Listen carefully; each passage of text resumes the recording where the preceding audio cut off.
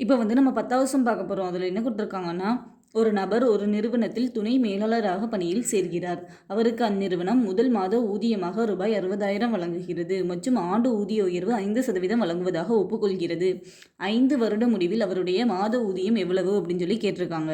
இப்போ வந்து சம்பளம் என்ன கொடுத்துருக்காங்கன்னா, அவரோட முதல் மாத ஊதியம் வந்து ரூபாய் 60,000 அப்படின்னு சொல்லி கொடுத்துருக்காங்க. அதை வந்து நம்ம எடுத்து எழுத போகிறோம். அப்போ வந்து முதல் மாத ஊதியம் என்னதுன்னா ரூபாய் 60,000. அதுக்கப்புறம் வந்து முதல் ஆண்டு முடிவில் அவரோட வருமானம் எவ்வளவு அப்படிங்கிறத நம்ம வந்து கண்டுபிடிக்க போகிறோம். அதில் அடுத்த லைனில் என்ன கொடுத்துருக்காங்கன்னா, ஆண்டு ஊதிய உயர்வு 5% அப்படின்னு சொல்லியிருக்காங்க. அதாவது இது வந்து மாதம் சம்பளம் வந்து இது கொடுத்துட்டாங்க. அதாவது 60,000 வந்து மாதம் சம்பளமாக கொடுத்துட்டாங்க. அதுக்கிற வந்து ஒவ்வொரு ஆண்டும் வந்து 5% வந்து கூடுது அப்படின்னு சொல்லியிருக்காங்க. அப்போ வந்து முதல் ஆண்டு முடிவில் அவரோட வருமானம் வந்து எவ்வளவா இருக்குன்னா 5% கூடியிருக்குமா. நம்ம வந்து ஃபுல்லாக வந்து 100ன்னு எடுத்துக்கிடுவோமா, அதில் வந்து 5% கூடுது. அப்போ வந்து +5%. அப்போ வந்து இது ரெண்டையும் கூடனா நமக்கு வந்து 105% அப்படின்னு கிடைக்குமா. நம்ம வந்து 105% இப்படி எழுதிக்கலாமா, 105/100. இந்த சதவீதம் இருக்கிற இடத்துல வந்து நம்ம 100 போடுவோமா. அப்போ வந்து முதல் ஆண்டு முடிவில் வந்து அவரோட வருமானம் வந்து 60,000 × 105/100 இருக்கும்.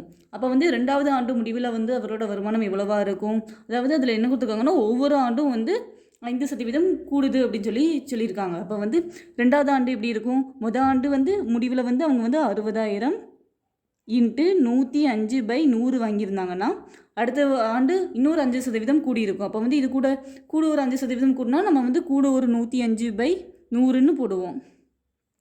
இப்போ வந்து இதை வந்து எடுத்து எழுதிக்கிற போகிறோம். ஃபஸ்ட்டு வந்து 60,000 ஐக்கிறோம்.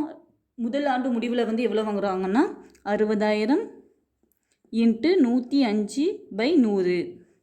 அதுக்கு வந்து ரெண்டாவது ஆண்டு முடிவில் வந்து 60,000 இதில் வந்து 105/100 வந்து 2 வாட்டி இருக்கா. அப்போ வந்து 105/100 அதை வந்து நம்ம ஹோல் ஸ்கொயர் போட்டுக்கிறோம். இப்போ வந்து இது வந்து ஒரு பெருக்குத்தொடர் வரிசையில் இருக்கா. இப்போ வந்து ஒரு பெருக்குத்தொடர் வரிசையில் இருந்துச்சுன்னா நமக்கு வந்து என்னாவது உறுப்பை கண்டுபிடிக்கிறதுக்கு ஃபார்முலா என்னதுன்னா, Tn = AR⁻n-1. சம்பளம் என்ன கேட்டிருக்காங்க, 5 வருட முடிவில் அவருடைய மாத ஊதியம் எவ்வளவு அப்படின்னு சொல்லி கேட்டிருக்காங்க. அப்போ வந்து 5 வருட முடிவில் அப்படின்னு சொல்லியிருக்காங்க. அப்போ வந்து 5 வருஷம் முடிஞ்சிட்டு 6வது வருஷம் அவங்க வந்து எவ்வளோ சேலரி வாங்குறாங்க அப்படிங்கிறத நம்ம வந்து கண்டுபிடிக்க போகிறோம். அப்போ வந்து n = 6. இப்போ வந்து இந்த ஃபார்முலாவில் ஏயோட வேல்யூ தெரியணும். ஏனா முதல் உறுப்பு. அப்போ வந்து முதல் உறுப்பு இதில் என்ன தான் இருக்குது, 60,000. அப்போ வந்து அதில் 60,000 போட்டுக்கிறோம். ஐக்கிற வந்து ஆர் அப்படிங்கிறது வந்து பொது விகிதம். அடுத்தது வந்து நம்ம பொது விகிதம் கண்டுபிடிக்க போகிறோம். பொது விகிதம் அப்படிங்கிறது வந்து ரெண்டாவது உறுப்பை முதல் உறுப்பால் வகுக்கும்போது கிடைக்கிற ஆன்சர். ரெண்டாவது உறுப்பு என்னது, 60,000 × 105/100. இதை வந்து முதல் உறுப்பால் நம்ம வந்து வகுக்க போகிறோம். முதல் உறுப்பு என்னது, 60,000. அப்போ இது ரெண்டையும் வகுத்தா நமக்கு என்ன கிடைக்கும், 105/100ன்னு கிடைக்கும். அப்போ வந்து R = 105/100ன்னு நம்ம வந்து கண்டுபிடிச்சிட்டோம். இப்போ வந்து இதெல்லாத்தையும் இதில் வந்து சப்ஜெக்ட் பண்ண போகிறோம். N இருக்கிற இடத்துல வந்து நம்ம 6 போட்டுக்கிறோம். இந்த A இருக்கிற இடத்துல வந்து இந்த 60,000 போட்டுக்கிறோம்.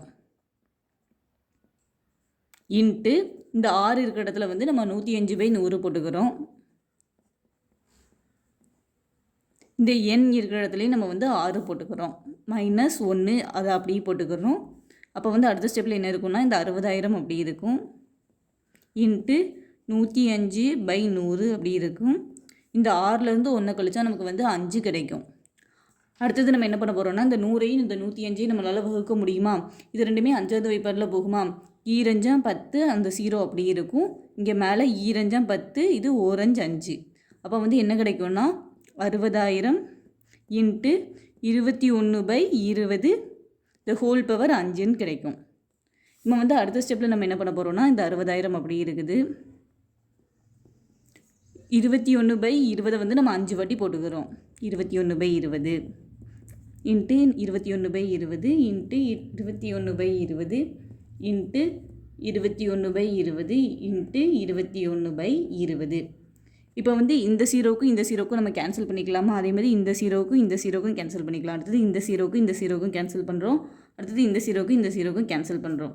அதுக்கிற வந்து 6 வந்து ரெண்டாவது வைப்பாடில் இருக்குமா. 3 2 6 1 2 2. இனிமேல் கீழே இருக்கிறதெல்லாம் ரெட்டைப்படை எண்ணா இருக்குது, மேலே இருக்கிறதெல்லாம் ஒற்றைப்படை எண்ணா இருக்குது. அப்போ இது ரெண்டையும் இதுக்கு மேலே வகுக்க முடியாது. அப்போ வந்து மேலே இருக்கிற 3 × 21 × 21 × 21 × 21 × 21 பெருக்கி வர்ற ஆன்சரை வந்து கீழே வச்சு பெருக்கிற நம்பரை வச்சு நம்ம வகுக்க போகிறோம். அப்போ வந்து மேலே இருக்கிற இது எல்லாத்தையுமே பெருக்குனா நமக்கு வந்து என்ன ஆன்சர் கிடைக்குதுன்னா 1,22,52,303 கிடைக்குது. அதே மாதிரி கீழே என்னதெல்லாம் இருக்குன்னா 2 × 2 × 2 × 20 இருக்குது. இது எல்லாத்தையும் பெருக்கினா நமக்கு வந்து என்ன ஆன்சர் கிடைக்குதுன்னா 160 கிடைக்குது. இப்போ வந்து இந்த நம்பரை வந்து நம்ம 160ஆல் வகுத்து வர ஆன்சர் தான் நமக்கு வந்து 5 வருட முடிவில் கிடைக்கும் அவருடைய சம்பளம். அப்போ வந்து இதை நம்ம இப்போ வந்து வகுக்க போகிறோம். இப்போ வந்து நம்ம 1,22,52,303 வந்து 160ஆல் வகுக்க போகிறோம். ஃபஸ்ட்டு வந்து முதல் 4 நம்பர் எடுத்துக்கிறோம், ஏன்னா அதில் தான் 160 வரும். அப்போ வந்து 1225 வந்து 160 எத்தனை வாட்டி வருதுன்னா 7 வாட்டி வருது. அப்போ வந்து 7 × 160 தான் நமக்கு வந்து என்ன ஆன்சர் கிடைக்குதுன்னா 1120. அப்போ வந்து 1225லேருந்து 1120 நம்ம வந்து கழிச்சா நமக்கு வந்து என்ன ஆன்சர் கிடைக்கும்னா 105. அடுத்த ஸ்டெப்பில் நம்ம என்ன பண்ண போகிறோம்னா அடுத்து இந்த 2 வந்து கீழே இறக்க போகிறோம். அப்போ நமக்கு வந்து என்ன கிடைக்கும்னா 1052 கிடைக்கும். 1052ல் 160 எத்தனை வாட்டி இருக்குதுன்னா 6 வாட்டி இருக்குது. 6 × 160 தான் நமக்கு வந்து என்ன கிடைக்கும்னா 960. அப்போ வந்து 1052லேருந்து 960 கழிச்சா நமக்கு வந்து என்ன ஆன்சர் கிடைக்கும்னா 92 கிடைக்கும். அடுத்தது வந்து அடுத்து இந்த 3 வந்து கீழே இறக்குறோம். அப்போ வந்து 923 ஆயிடுது. 923ல் வந்து 160 எத்தனை வாட்டி இருக்குதுன்னு நம்ம வந்து கண்டுபிடிக்கணும். அது எத்தனை வாட்டி இருக்குன்னா 5 வாட்டி இருக்குது. 5 × 160 தான் நமக்கு வந்து என்ன கிடைக்கும்னா 800 கிடைக்கும். அப்போ வந்து 923லேருந்து 800 நம்ம வந்து கழிச்சா நமக்கு வந்து மிச்சம் என்ன கிடைக்கும்னா 123. அடுத்தது வந்து இந்த 0வை கீழே இறக்குறோம். அப்போ வந்து நமக்கு என்ன கிடைக்கும்னா 1230 கிடைக்கும். அதில் வந்து 160 எத்தனை வாட்டி இருக்குதுன்னு நம்ம வந்து பார்க்கணும். அது வந்து எத்தனை வாட்டி இருக்குதுன்னா 7 வாட்டி இருக்குது. அப்போ வந்து 7 × 160 தான் நமக்கு வந்து 1120 கிடைக்கும். அப்போ வந்து 1230லேருந்து 1120 கழிச்சா நமக்கு வந்து என்ன ஆன்சர் கிடைக்கும்னா 110 கிடைக்கும். அடுத்த ஸ்டெப்பில் என்ன பண்ண போகிறோம்னா அடுத்தது இந்த 3 வந்து நம்ம கீழே இறக்க போகிறோம். கீழே இருக்குன்னா என்ன ஆகும்னா 1103 ஆயிரும். இதில் வந்து 160 எத்தனை வாட்டி இருக்குதுன்னு நம்ம வந்து கண்டுபிடிக்கணும். எத்தனை வாட்டி இருக்குன்னா 6 வாட்டி இருக்குது.